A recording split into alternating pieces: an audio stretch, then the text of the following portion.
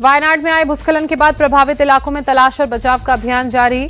मुंडकक्की में भी ऑपरेशन तेज। भूस्खलन हादसे के बाद चूरलमाला में राहत बचाव का कार्य जारी। रेस्क्यू ऑपरेशन की ड्रोन फुटेज आई सामने। वायनाड में सूजीपारा झरने के पास फंसे 3 लोगों को बचाया गया। इंडियन कोस्ट गार्ड ने सेना और एयरफोर्स के साथ मिलकर चलाया अभियान। केरल सरकार वायनाड में सुरक्षित जगह पर बनाएगी टाउनशिप। सीएम पी विजयन ने किया ऐलान। जम्मू कश्मीर के चेरवान कांगन इलाके में बादल फटने से तबाही। कई सड़कें क्षतिग्रस्त, घरों को पहुंचा भारी नुकसान। बादल फटने से श्रीनगर करगिल मार्ग अवरुद्ध। मलबा हटाने का काम जारी। प्रशासन ने लोगों को यात्रा से बचने की सलाह दी। केदारनाथ में फंसे यात्रियों को निकालने के लिए रेस्क्यू ऑपरेशन जारी। एसडीआरएफ, एनडीआरएफ की टीमों ने 3 अगस्त तक 9,099 लोगों का किया रेस्क्यू। राज्य सरकार का आंकड़ा। उत्तराखंड के आपदा सचिव विनोद कुमार सुमन का बयान। करीब 1000 यात्रियों को रेस्क्यू करने के लिए अभियान जारी। काठगोदाम में मुख्यमंत्री पुष्कर सिंह धामी ने भारी बारिश और आपदा प्रभावित इलाकों पर बैठक की। अधिकारियों से ली पूरी जानकारी। हिमाचल प्रदेश में बादल फटने से 9 लोगों की अब तक मौत। लापता लोगों की तलाश में रेस्क्यू टीम जुटी।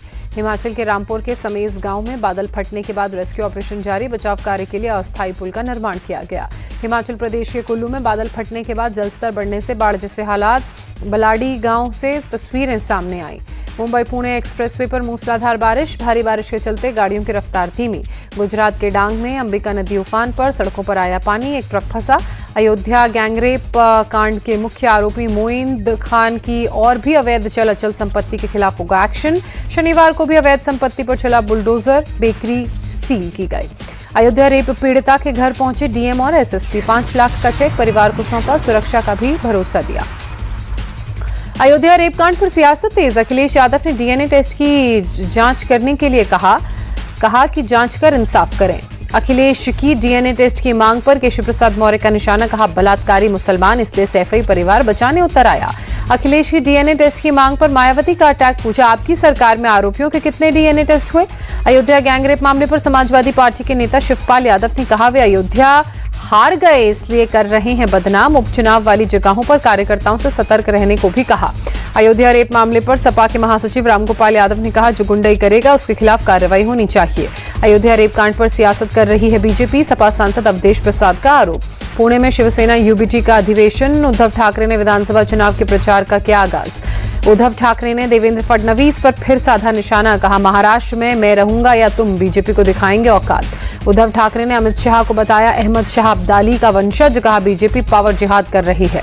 संजय राउत भी फडणवीस शिंदे पर बरसे। कहा महाराष्ट्र में सिर्फ उद्धव ठाकरे और शिवसेना ही रहेगी। देवेंद्र फडणवीस ने उद्धव ठाकरे को निराश और हताश बताया। कहा उनके बयानों से साफ उद्धव औरंगजेब फैन क्लब के सदस्य निचले स्तर की राजनीति कर रहे हैं। उद्धव ठाकरे महाराष्ट्र की जनता नहीं करेगी माफ। प्रदेश बीजेपी अध्यक्ष का बयान। उद्धव ठाकरे अपना मानसिक संतुलन खो चुके हैं। महाराष्ट्र के मंत्री गिरीश महाजन का पलटवार। हरियाणा के मुख्यमंत्री नायब सिंह सैनी की मौजूदगी में हरियाणा जेजेपी और कांग्रेस कार्यकर्ता बीजेपी में शामिल हुए। मुख्यमंत्री ने सभी का स्वागत किया।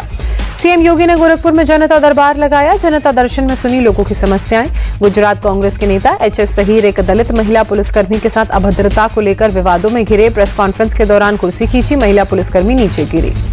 एचएस सहीर के खिलाफ भुज पुलिस ने गंभीर धाराओं के तहत एफआईआर दर्ज की। महिला पुलिसकर्मी अस्पताल में भर्ती। ममता सरकार के मंत्री अखिल गिरी ने महिला अधिकारी को धमकाया। कहा सिर झुकाकर बात करो। वीडियो हुआ वायरल। अखिल गिरी के बयान से टीएमसी ने किनारा किया। कुणाल घोष ने कहा किसी भी महिला के खिलाफ नहीं बोलना चाहिए। दिल्ली के old Rajendra Nagar coaching centre की घटना को लेकर लोगों ने कैंडल मार्च निकाला। इंसाफ की मांग की। गुरुग्राम में बेसमेंट में चल रहे कोचिंग सेंटर्स पर एक्शन। 3 कोचिंग सेंटर्स सील किए गए। इटावा में दर्दनाक सड़क हादसा। डबल डेकर बस और कार के बीच हुई जोरदार भिड़ंत। कार और बस की टक्कर में 7 लोगों की मौत, 20 से 25 लोग घायल। रायबरेली से दिल्ली आ रही थी बस। दिल्ली के कराला इलाके में एक वेस्ट मटेरियल के गोदाम में भीषण आग लगी। काफी नुकसान की आशंका। घंटों की मशक्कत के बाद पाया गया काबू। आग लगने के बाद आसमान में धू धू कर उठी लपटें। आसपास के इलाकों में हड़कंप मचा। हरियाणा के पंचकुला में राज्य स्तरीय राहगीरी कार्यक्रम का आयोजन। सीएम नायब सिंह सैनी साइकिल चलाकर कार्यक्रम स्थल पर पहुंचे।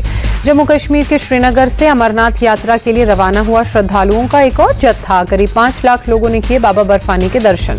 गुजरात में आज से पवित्र श्रावण मास की शुरुआत। अहमदाबाद के परमेश्वर महादेव मंदिर में हुई पूजा। बड़ी संख्या में पहुंचे श्रद्धालु। चित्रकूट धाम में उमड़ी भक्तों की भीड़।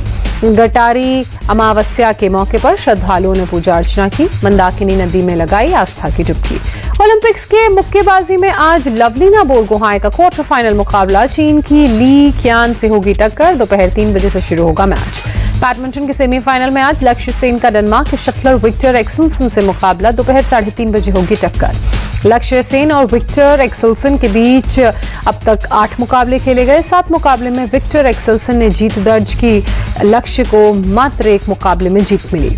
मेंस लॉन्ग जंप क्वालिफिकेशन में जैस्विन एल्डविन का मुकाबला। दोपहर 2:30 बजे खेलेंगे मैच। ओलंपिक में पुरुषों के नौकायान में विष्णु सरवनन का 3:35 पर मुकाबला। महिला नौकायान में नेत्रा कुमारन का शाम 6 बजे मुकाबला।